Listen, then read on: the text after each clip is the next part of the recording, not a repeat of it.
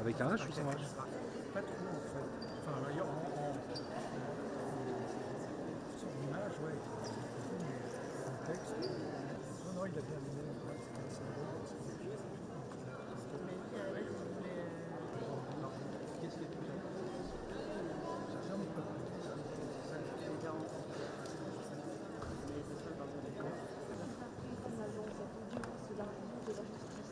C'est pas bien là?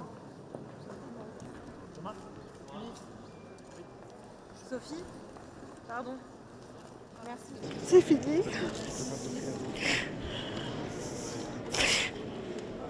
J'espère qu'au moins ils auront pris conscience du mal qu'ils ont fait.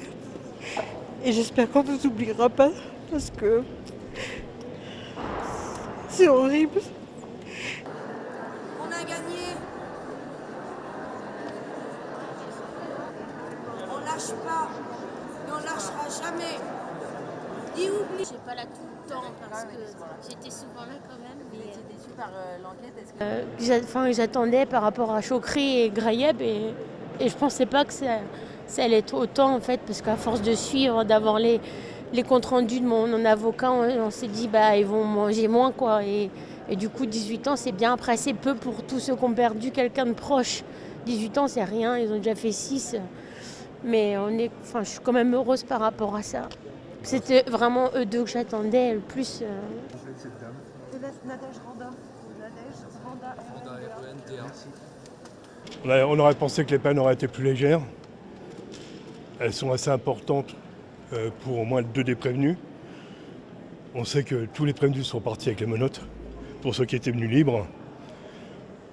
Les victimes pensent que c'est pas assez, 18 ans, puisqu'eux, ils ont une perpétuité à avoir perdu quelqu'un de leur famille.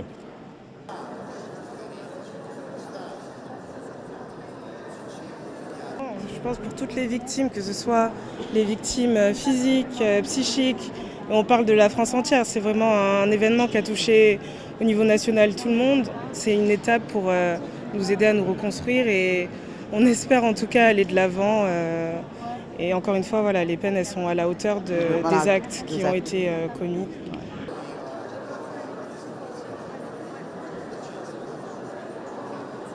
La Cour a quand même envoyé un signal pédagogique.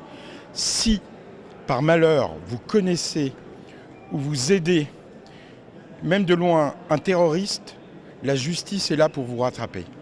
Donc ça cogne, et ça cogne vraiment. Il ne faut pas oublier que les victimes, elles, ont tout perdu.